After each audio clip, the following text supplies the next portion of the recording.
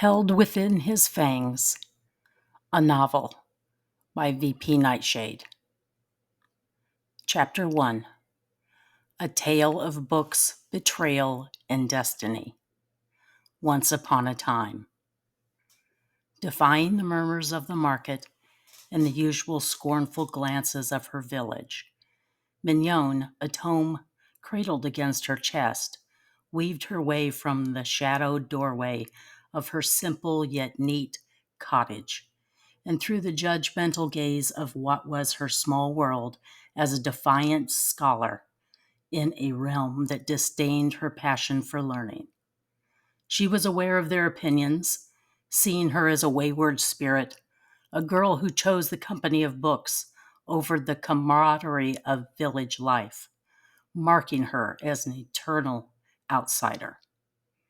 Mignon embraced her solitude, knowing that it was a small price to pay, because within the pages she held lay secrets and sagas that enriched her soul far more than popularity and village gossip could.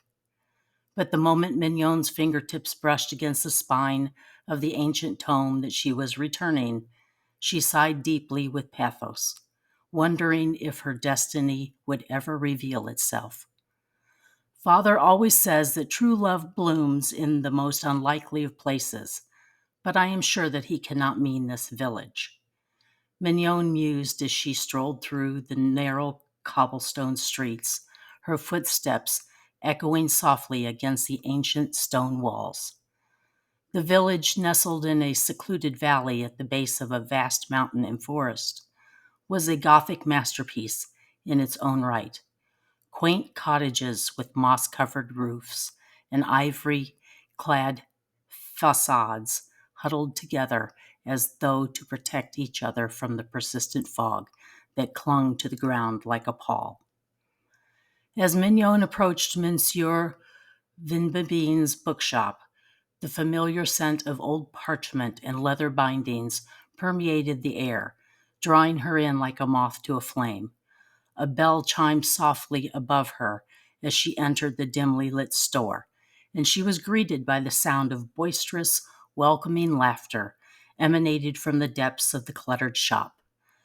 "Ah, Mignon, my dear, it is always so pleasant to see you," the jovial voice of Monsieur Van Babine called out, the portly owner with a rosy nose and tousled hair. His spectacles were balanced precariously on the bridge of his nose as he raised a glass of deep red wine to her in greeting. A hint of mischief sparkled in his eyes, promising an evening filled with whimsy and delight. "Bonjour, Monsieur Vinbabine," Mignon replied, a warm smile playing at the corners of her lips. She glanced around the small space, taking in the sagging shelves filled with used books stacked chaotically, their spines cracked and worn from years of eager fingers tracing their titles. "I trust you have a new treasure for me today." "Well, my dear," he chuckled, sipping his wine as he watched her peruse the well-worn tomes with the eagerness of a child opening presents on Christmas morning. "Nothing new, but plenty of old."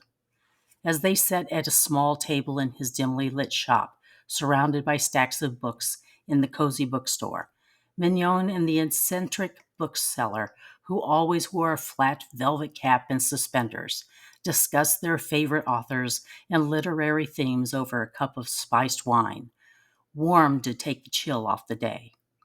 She felt a sense of belonging and comfort in their shared passion for the written word, grateful to have found a kindred spirit in this backward village, a village who frowned on women, even being able to read. He was a friend who most especially understood her restless thoughts and musings. This made Monsieur Vinbabine very dear to her. As he chatted with her, she stood to make her way through the labyrinth of bookshelves and haphazardly leaning stacks of books. Monsieur Vinbabine's laughter followed her like a phantom echo, a comforting reminder of the sanctuary this bookshop provided from the judgmental whispers of the villagers. For in this haven of knowledge, Mignon was no longer the oddity they deemed her to be, a young woman who read too much, and flouted tradition by not being interested in marriage. Here, surrounded by creaking leather spines and parchment, she was merely a young woman seeking solace and knowledge in the pages of stories that transported her beyond the confines of her simple village life. Mignon and Monsieur Vin Bibine continued their lively conversation as they discussed the latest village gossip, their mutual love for books making it easy to lose track of time.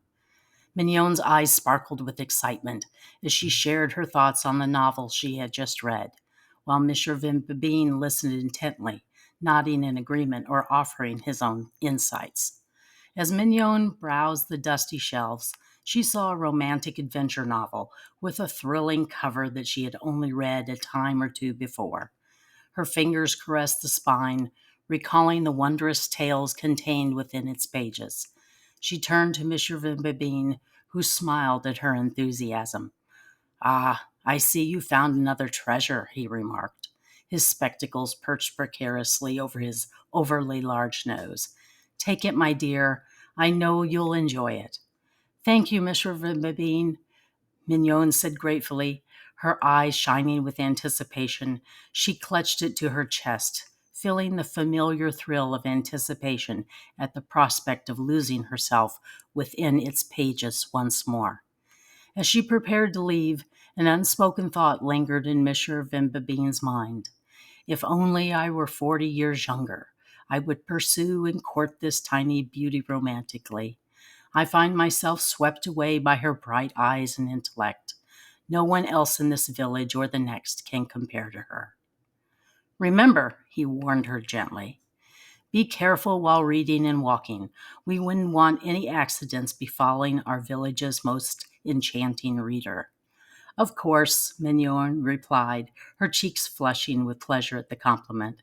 She waved a last goodbye and stepped out of the bookshop, eager to delve into her new literary adventure.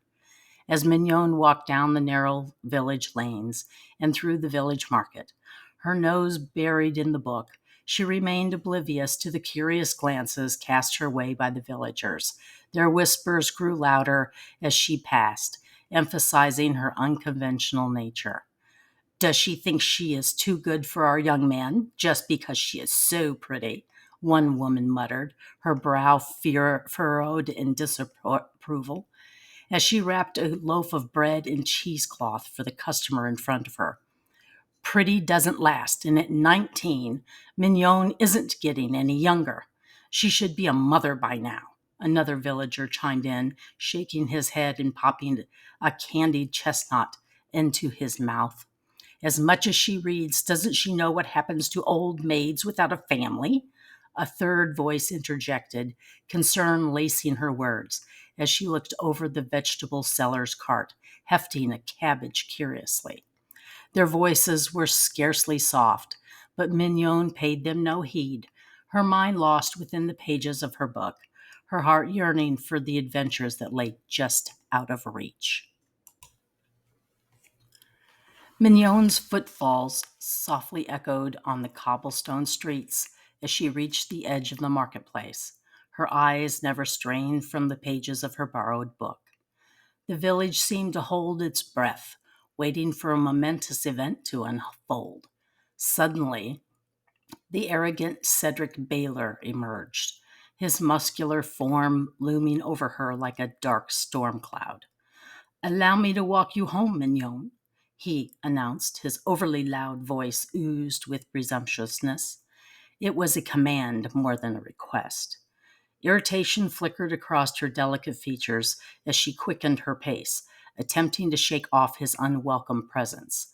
Despite his brutally handsome appearance, with wavy black hair, huge blue eyes, broad shoulders, and a tall, muscular body, Cedric was unfailingly stupid in Mignon's eyes, and she always got the strangest, most disgusting emotions from him when she spoke to him. "Thank you, but I would prefer to walk alone," she replied tersely, her eyes narrowed in annoyance. Cedric, however, was not dissuaded and continued to follow her, his brutish frame casting an unwelcome shadow over the once peaceful village path. "Always with your nose in a book," he scoffed, his handsome face twisted into a sneer. "Why waste your time on stories without pictures?" As he spoke these words, his thoughts betrayed him, revealing a secret fondness for his own collection of explicit pornographic literature. His thoughts were consumed with the image of Mignon, her porcelain skin bare and vulnerable beneath him. He could almost feel the weight of his body pressing against her enthusiastic one, their bodies entwined in a passionate frenzy. The thought of his hard cock penetrating her soft flesh consumed him, fueling his lust and making it nearly impossible to hide his desires behind his usual mocking facade. "Perhaps if you took the time to read a book, you might understand their value," Mignon retorted, her voice laced with disdain, as she once again experienced a feeling of disgust. Nothing about him warranted this feeling, but being around him always made her stomach flip, as if she had eaten something rotten. There was something about him she couldn't quite put her finger on, but it made her dread any interaction with him.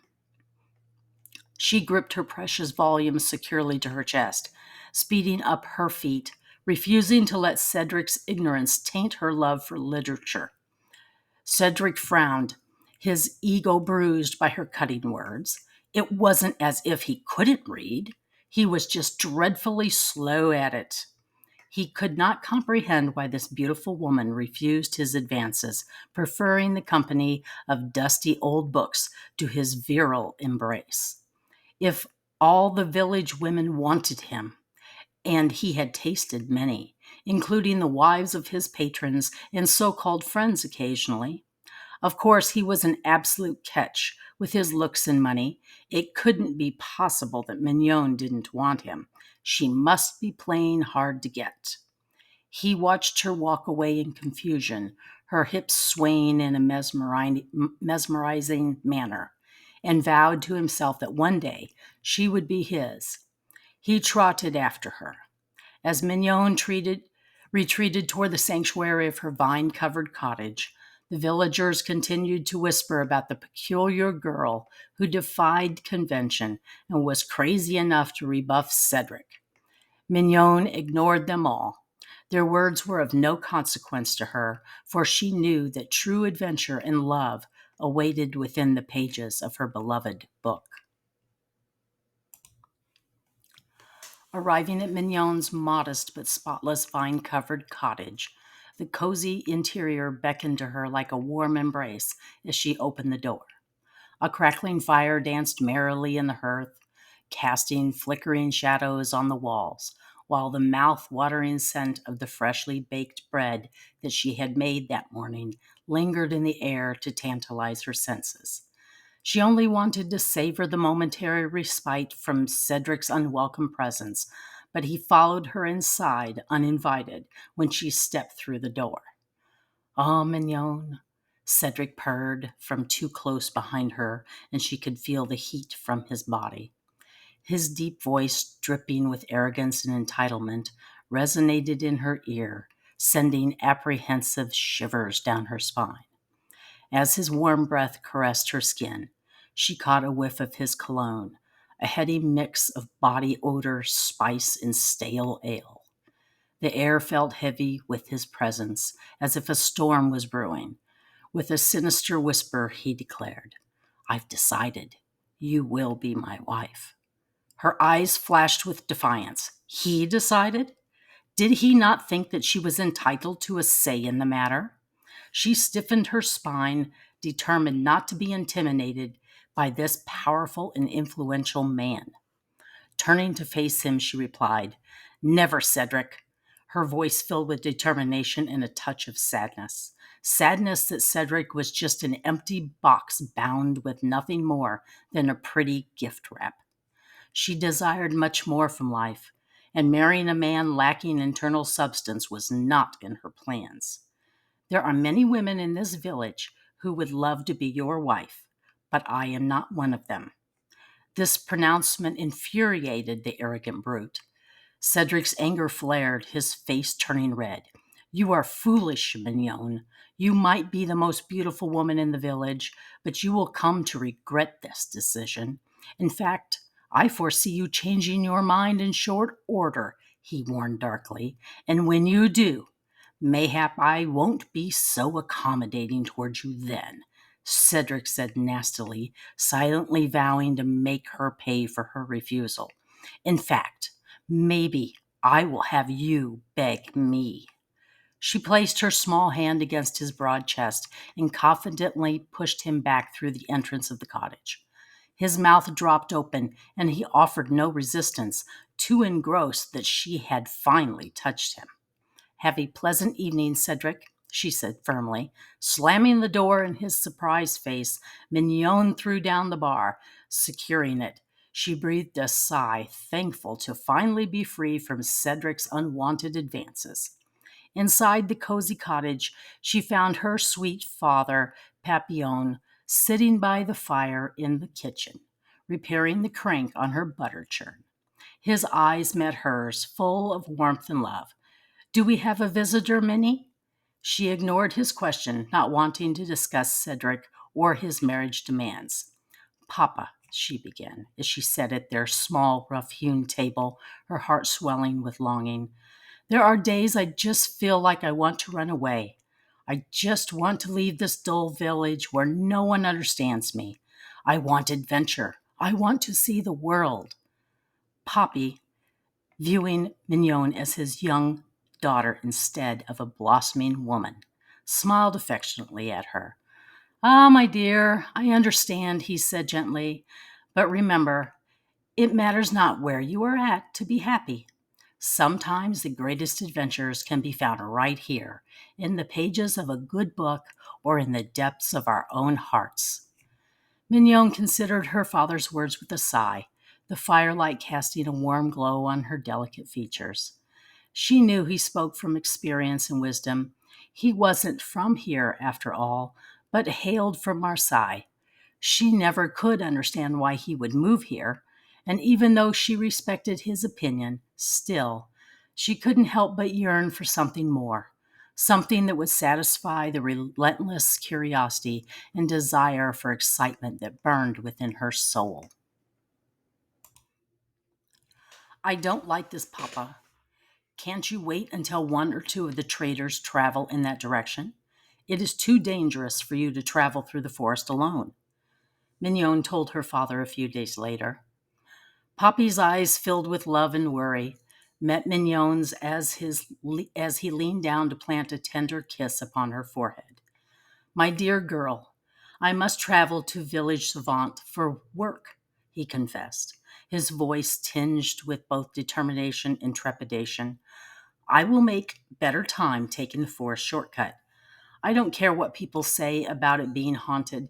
We are too smart to believe in ghosts, aren't we? Mignon gave him a doubtful look. And I won't be traveling at night, you know. Either way, I have no choice. Our survival depends on it. Mignon, ever the optimist, offered her father a comforting smile. Papa, you know I've been venturing into that forest for years to collect wild vegetables for our table, she reassured him. I assure you, there is nothing to fear from ghosts, for I am certain the forest is not haunted. I just want you to be careful.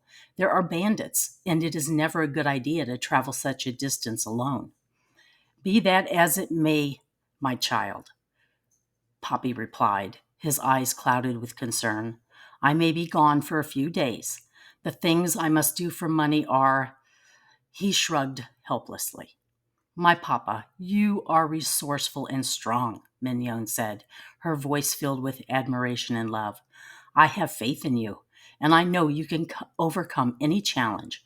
I just wish you would wait a few days, or I could come with you. With a heavy heart, Poppy revealed the true extent of their predicament.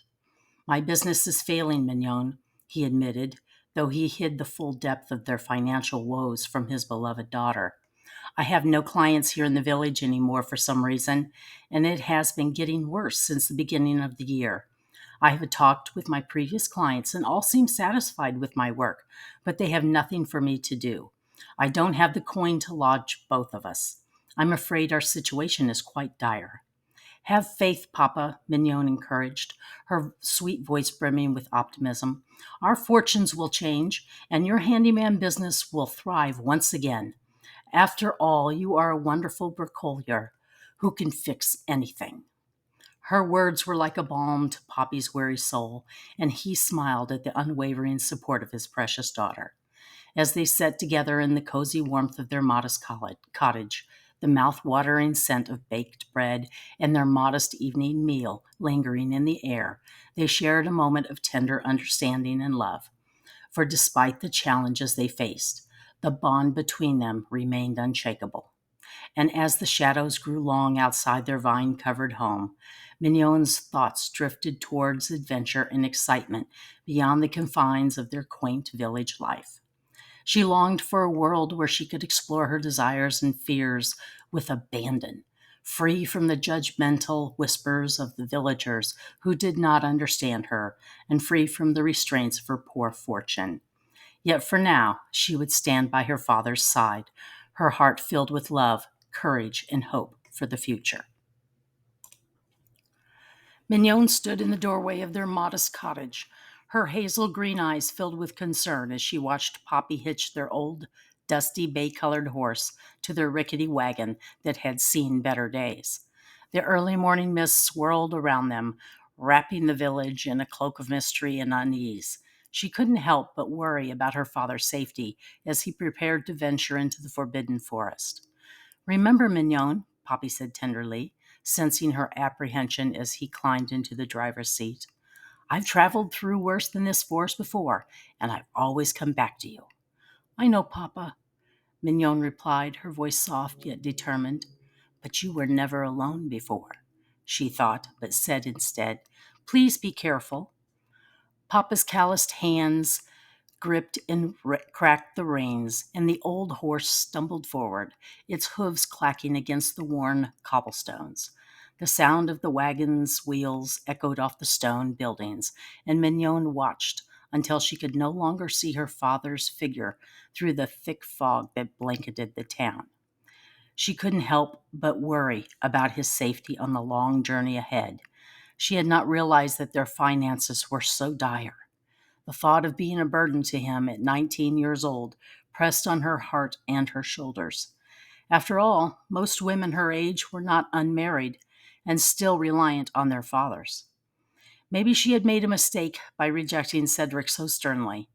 She considered swallowing her pride, throwing away her dreams, and marrying Cedric. After all, he was rich enough to support her and her father. But just the thought of his touch, of being with him, or anyone like him, made her shiver with disgust and feel sick to her stomach. There had to be another way for her to contribute and earn her keep without sacrificing her happiness.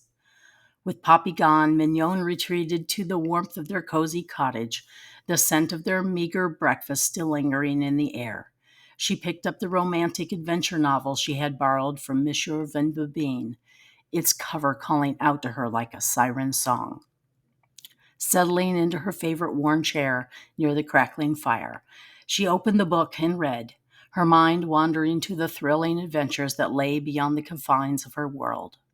As Mignon immersed herself in the tale, she imagined herself as the brave heroine, exploring haunted castles and uncovering dark secrets.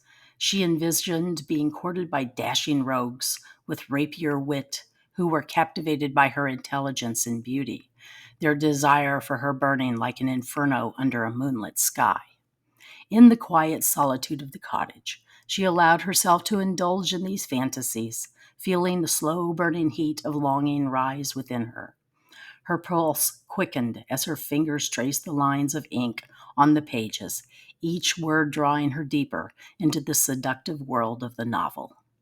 Perhaps, Mignon thought as her heart pounded with excitement, one day I will find my own thrilling adventure, and maybe even a love that consumes me like the flames of passion consume the characters in my books.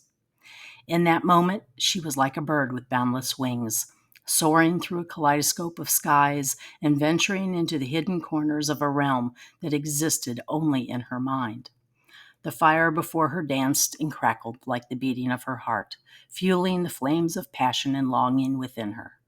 In this sanctuary of solitude, she was free to experience the thrills and romances that she craved, helping her to escape from the mundane realities and worries of her everyday life. She wasn't sure that she could wait for her own adventures and passions to come alive, but for now, she'd soak up every word that took her to a world of endless possibilities and wild desires. This is the end of Chapter 1 of Held Within His Fangs, a twisted, steamy Beauty and the Beast retelling miniseries, Book 1. A twisted fairy tale obsession, steamy fairy tale retellings, Book 1, by VPNightshade. If you are interested in getting your copy, see below for the link and purchase your copy today. Thank you.